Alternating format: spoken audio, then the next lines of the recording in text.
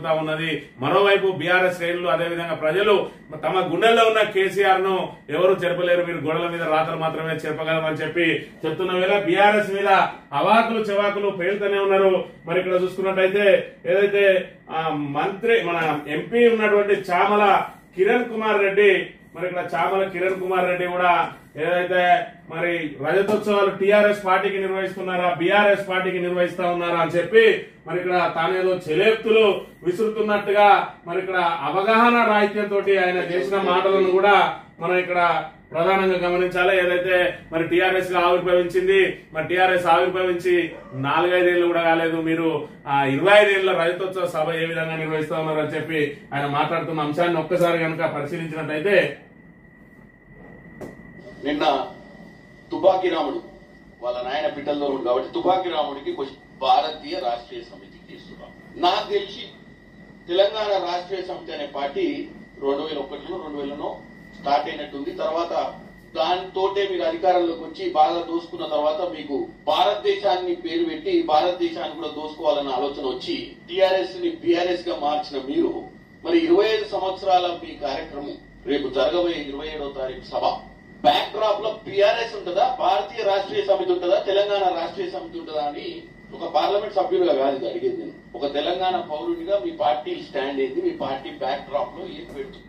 ఈ రకంగా అడుగుతా ఉన్నాడు. అంటే టీఆర్ఎస్ బీఆర్ఎస్ గా మారింది కదా, మరి బీఆర్ఎస్ కు మీరు ఎట్లా రజతోత్సవ సభ నిర్వహిస్తారని చెప్పి సాక్షాత్ ఒక పార్లమెంట్ సభ్యుడే అడుగుతా ఉన్నాడు. మరి ఈయన తెలివి ముఖాలలో ఉన్నదో అరికాలలో ఉన్నదో తెలియదు కానీ మరి ఈయన ఏదైతే పార్టీ నుంచి ప్రాతినిధ్యం వహిస్తా ఉన్నాడో ఆ పార్టీకి చరిత్ర, మరి మా పార్టీ భారత జాతీయ కాంగ్రెస్ అని చెప్పి మరి 140 ఏళ్ల చరిత్ర కలిగిన ఏదైతే జాతీయ కాంగ్రెస్ పార్టీ అని చెప్పి ఏదైతే చెప్తా ఉన్నాడో అది ఎన్నిసార్లు పేరు మార్చుకున్నదో కనీసం మరి ఎంపీగా చేస్తున్న కిరణ్ కుమార్ రెడ్డికి తెలుసా? ఒక ఏళ్ళు చూపించే ముందు 4 ఏళ్లు మన దిక్కు చూస్తాయనే ఇంగిత జ్ఞానం లేకుండా ఆయన ఒక ఎంపీని మరి ఇక్కడ గౌరవప్రదమైన ఎంపీ హోదాలో ఉన్నా అని చెప్పి ఇక్కడ ఏదైతే తెలంగాణ ప్రజలను తెలంగాణ పార్టీని కించపరిచే విధంగా ప్రయత్నం చేస్తా ఉన్నాడు. కానీ నువ్వు ఏదైతే ఇప్పుడు భారత జాతీయ కాంగ్రెస్ నుంచి ఎంపీగా ప్రాతినిధ్యం వహిస్తా ఉన్నావో నీ పార్టీ చరిత్ర ఏంటిదో నీకు తెలుసా? నీ పార్టీ ఎన్నిసార్లు పేరు మార్చుకున్నావో తెలుసా? ఒకసారి గ్రోకు అడుగు, మరి ఇక్కడ గ్రోక్ ఏది అడిగినా చెప్తా ఉన్నది. మరి నువ్వు కూడా ఒకసారి ప్రెస్ మీట్ పెట్టే ముందు కూడా గ్రోకుదా మరి నీ చెక్ చేసుకొని నీ గురించి చెక్ చేసుకున్న తర్వాత ఎదురు గురించి మాట్లాడితే బాగుంటది. భారత జాతీయ కాంగ్రెస్ మరి ఇక్కడ 1885లో మరి స్వతంత్ర పోరాటం కోసం పార్టీని మొదలు పెట్టిండ్రు. ఆ తర్వాత ఏం జరిగిందంటే 1969లో మరి ఇక్కడ ఇందిరా కాంగ్రెస్ కు అంటే ఇందిరాగాంధీకి అదే విధంగా మిగతా సిండికేట్ నాయకులకు మధ్య మరి ఇక్కడ విభేదాలతోటి రెండుగా చీలిపోయినప్పుడు కాంగ్రెస్ ఆర్ అని ఇందిరాగాంధీ అదేవిధంగా కాంగ్రెస్ ఓ అని సిండికేట్ నాయకులందరూ అంటే మొరార్జీ దేశాయ్ లాంటి వాళ్ళందరూ నీలం సంజీవ్ రెడ్డి లాంటి వాళ్ళందరూ కూడా మరి ఇక్కడ కాంగ్రెస్ ఓలో చేరిపోయారు. ఆ తర్వాత 1969లో ఇందిరాగాంధీ నాయకత్వంలో పార్టీ విభజనకు గురైన తర్వాత మళ్ళీ ఇది ఎప్పుడు జరిగింది? కామరాజ్ నేతృత్వంలో కాంగ్రెస్ ఆర్గనైజేషన్ ఏర్పడ్డది, ఇందిరాగాంధీ ఆధ్వర్యంలో కాంగ్రెస్ ఆర్ ఏర్పడ్డది.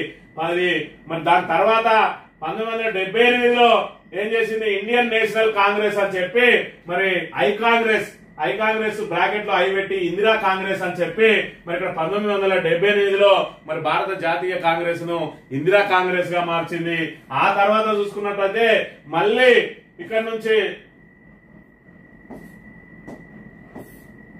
ఆ తర్వాత 1996లో మళ్ళీ దాన్ని ఇండియన్ నేషనల్ కాంగ్రెస్ ఏదైతే ఇప్పుడున్న కాంగ్రెస్ గా మళ్ళీ రూపాంతరం చెందింది. అంటే 1996లో మరి 1996 నుంచి ఇప్పటికీ మరి ఇక్కడ ఏదైతే రజతోత్సవం జరుగుతున్నదో బీఆర్ఎస్ పార్టీ మరి 2001లో జరిగితే నీ ఐ కాంగ్రెస్ మళ్ళీ పురుడు పోసుకున్నది.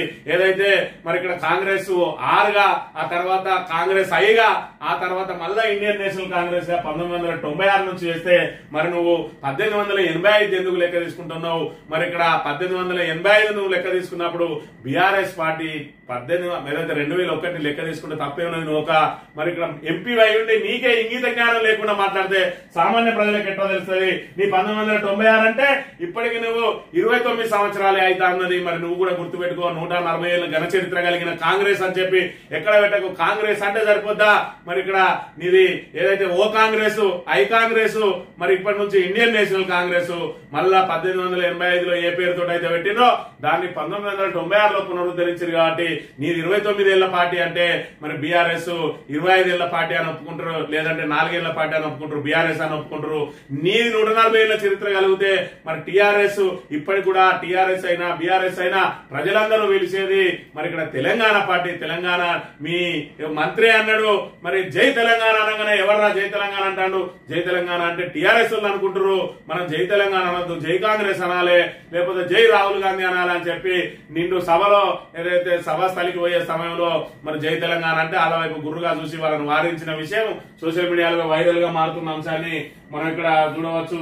అదే విధంగా మీకు సంబంధించిన మరి ఏదైతే మీ పోటీ చేసిన అవి కూడా చూసుకున్నట్టయితే మీకు జోడెట్ల చిహ్నం వచ్చింది, నేత కొడలి చిహ్నం వచ్చింది, తరాలు గుర్తొచ్చింది, ఆ తర్వాత చేతి గుర్తొచ్చింది.